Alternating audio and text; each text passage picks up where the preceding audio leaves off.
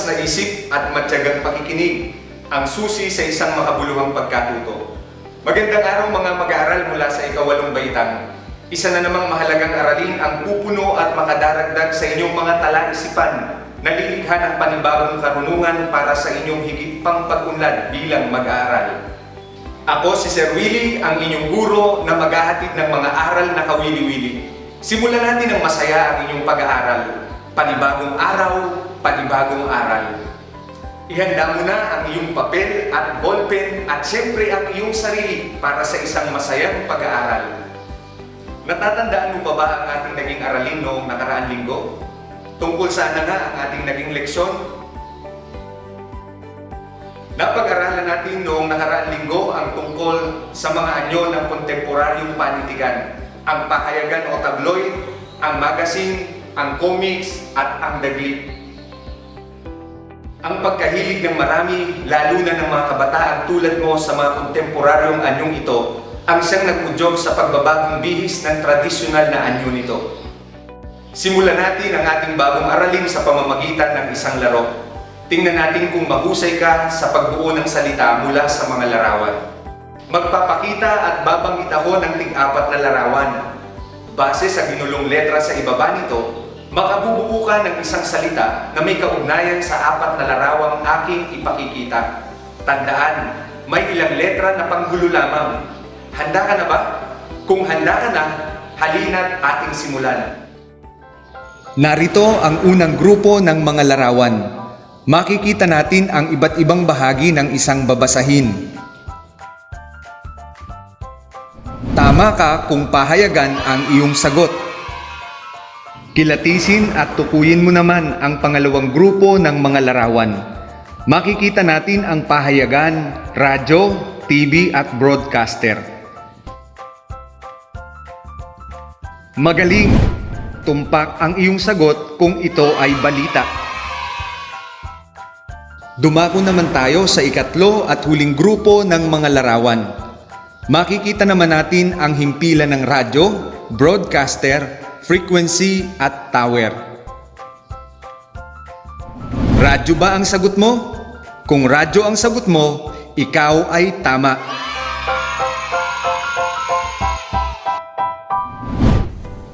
Mahusay! Binabati kita sapagkat matagumpay mong nasagot ang ating unang gawain. Ngayon naman ay narito ang isang munting awitin. Pakinggan mong mabuti at tingnan ang mahalagang impormasyong nakapaloob dito. Sasagutin ang ilang katanungan matapos mo itong pakinggan.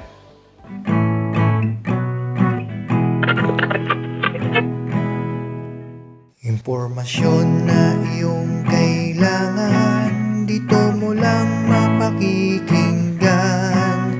Mga issue sa ating bayan, dito mo lang malalaman. Nakatutulong ito, dapat ay malaman mo. Komentaryo sa ating radyo, tayo ay matututo.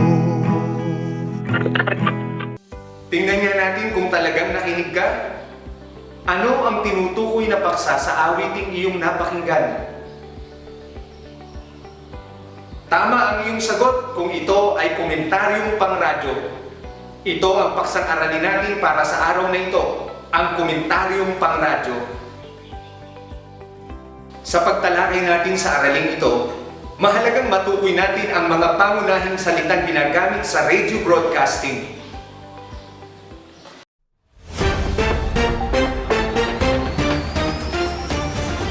Narito ang ilan sa mga salitang mahalagang malaman sa radio broadcasting.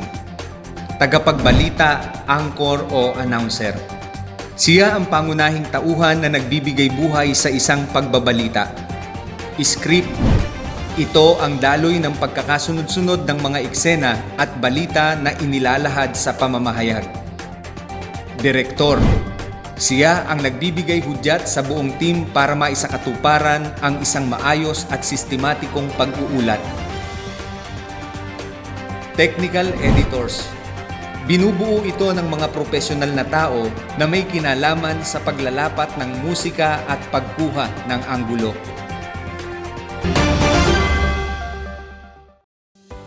Nasusundan ba mga mag-aaral? Magpatuloy tayo. Dahil naging maalam ka na sa mahalagang termino tungkol sa radio broadcasting, mahalagang malaman mo rin ang mga konsepto na maaaring ipahayag o i-broadcast. Ano-ano nga kaya ang mga ito? Ibatay ang iyong sagot sa mga ipakikita mong larawan. Suriin mong mabuti ang mga larawan. Tama, mga napapanahong balita sa loob at labas ng bansa. Narito pa ang ilang mga larawan. Magaling, tumpak ang iyong sagot. Ito nga ay mga isyong panlipunan tulad ng politika, edukasyon, ekonomiya, kalusugan at kasaysayan. Sa pamamagitan ng pamamahayag, naisisiwalat at nagagawang iparating sa mga tao ang kasalukuyang kalagayan ng ating lipunan saan mang sulok ng bansa. Pakinggan natin ang pagpapalitan ng uro-uro ng dalawang komentarista hinggil sa paksang disiplina ng tao sa gitna ng pandemya. DZME Aksyon Radio. Mula sa himpilan ng katotohanan, boses ng mamamayan. Maghahatid ng umaatikabong balitaan. Magandang araw mga kasangga. Ito ang komentaryo Aksyon Radio. Ngayon ay pag-uusapan natin ang disiplina ng mga Pilipino sa gitna ng pandemya. Nag-iisang taon na mula na ideklara ang community quarantine sa buong bansa dulot ng COVID-19. Dahil sa mapaminsalang virus na ito, halos isang taon nang hindi normal ang daloy ng ating pamumuhay. Totoo nga kasangga, ayon nga sa datos ng Department of Health, hindi bumababa sa 400 katao ang nadaragdag sa kaso ng COVID-19 araw-araw sa ating bansa. Tila marami pa rin kasi sa ating mga kababayan ang nagwawalang bahala hinggil sa kanilang kaligtasan. Hindi sumusunod sa basic health protocol at labas pa rin ang labas kahit pinagbabawalan. Hindi rin natin sila masisisi kasangga dahil sa dinaranating hirap ng buhay at kawalan ng pagkukuha ng panustos sa kanilang pangangailangan. Para sa akin, tamang disiplina ang dapat panatilihin natin upang lahat ay maging ligtas sa banta ng virus na ito. Kayo, mga kasangga, ano ang inyong opinyon sa usaping ito? Ako, si Kasangga Connie. Ako naman, si Kasangga Norvin. Ito ang komentaryo Aksyon Radio.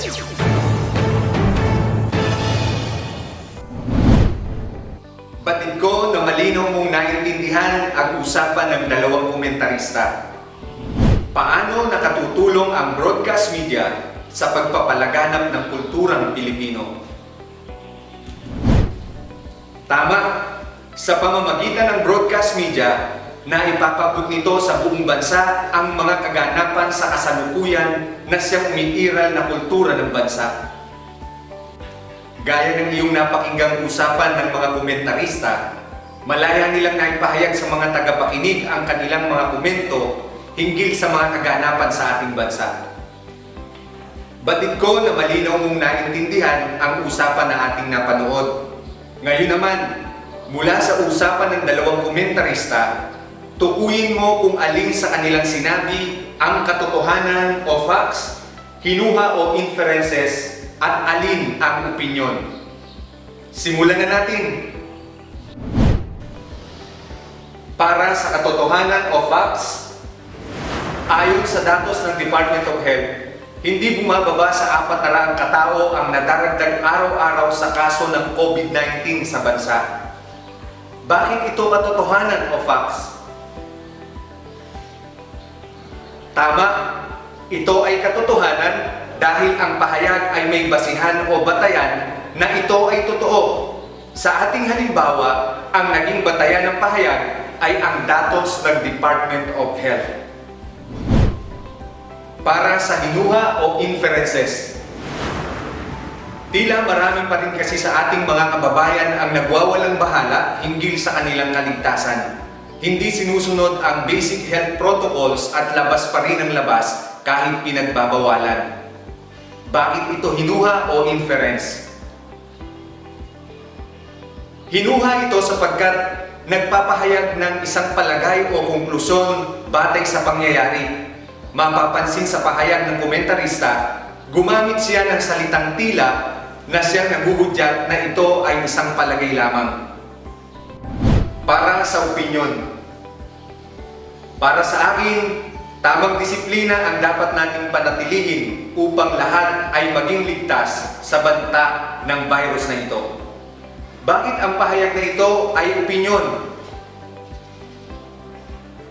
Tama, ito ay isang opinyon sapagkat ang pahayag ay nagsasaad ng sariling pananaw hinggil sa isyong pinag-uusapan. Ang pariralang para sa akin ay isang hudyat na nagsasaad ng opinyon. Para sa higit pang pag-unawa, narito ang konkretong kahulugan ng mga kaalamang natalakay. Ang katotohanang pahayag o facts ay mga pahayag na tuwirang inilalahad ang kasalukuyang kalagayan, kaganapan sa paligid. Maaaring ito rin ay mga tiyak na pangyayari sa nakaraan na naitala sa kasaysayan. Ang hinuha o inferences ay mga pahayag na nagpapakita ng palagay at konklusyon batay sa naging resulta ng mga pangyayari.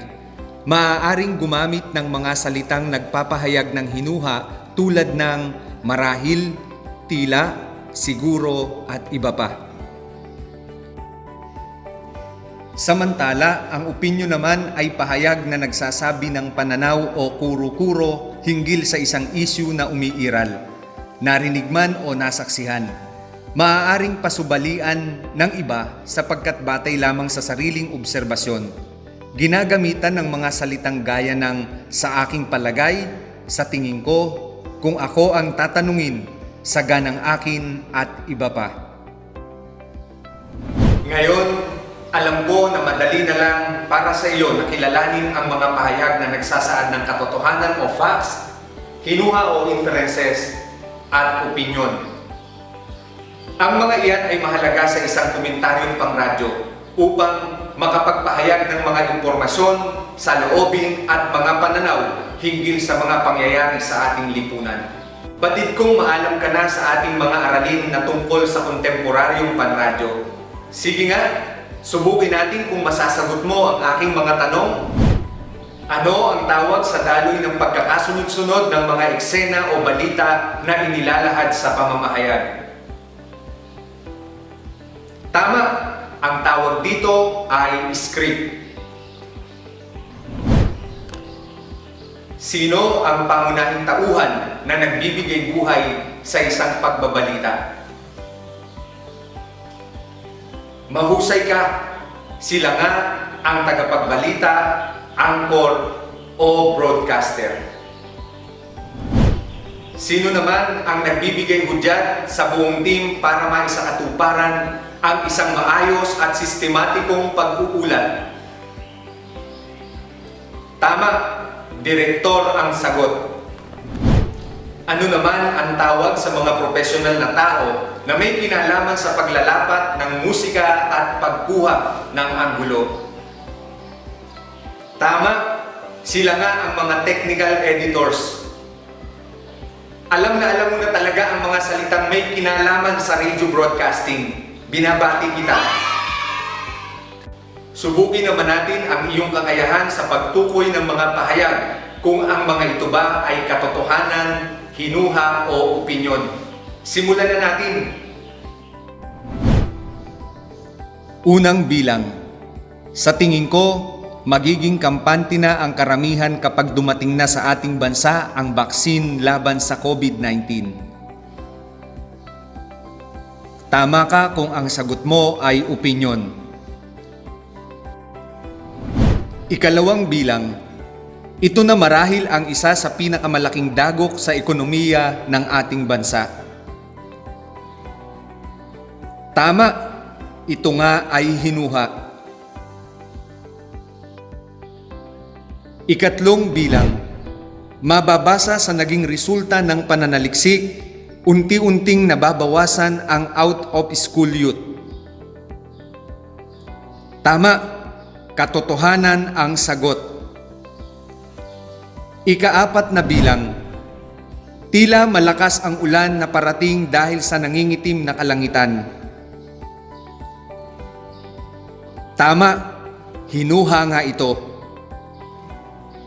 Para sa ikalima at huling bilang, para sa akin, hindi matatawaran ang dedikasyon ng mga frontliners. Tama ka kung ang sagot mo ay opinyon. Masaya ako na nakapagbahagi sa iyo ng mga kaalaman at kasanayan para sa linggong ito. Naway natutunan mo ang mahalagang aralin sa araw na ito. Malaki ang ginagampanang papel ng broadcast media upang ipaabot sa buong bansa ang mga kaganapan sa kasalukuyan na siyang umiiral na kultura ng bansa. Ang mga pangyayari sa ating paligid ay bahagi ng ating kultura. Hindi mo maikakaila, anuman ang umiiral na kaganapan sa paligid, maganda man o hindi, pagtatagumpay man o pagkabigo, lahat ng ito ay bahagi ng ating kultura. Ang mga script, direktor, angkor at technical editors ay may mahalagang gampanin sa radio broadcasting. Nakatutulong ang mga pahayag na nagpapakita ng katotohanan, hinuha at opinyon sa pagsasagawa ng komentaryong pangradyo.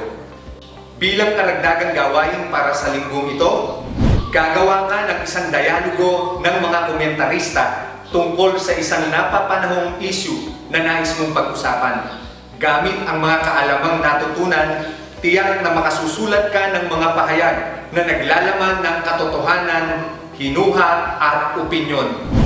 Maligayang pagsusulat! Dahil nagawa mo ng tama ang mga gawain sa araw na ito, mayroon akong isang regalo para sa iyo. Narito at buksan mo.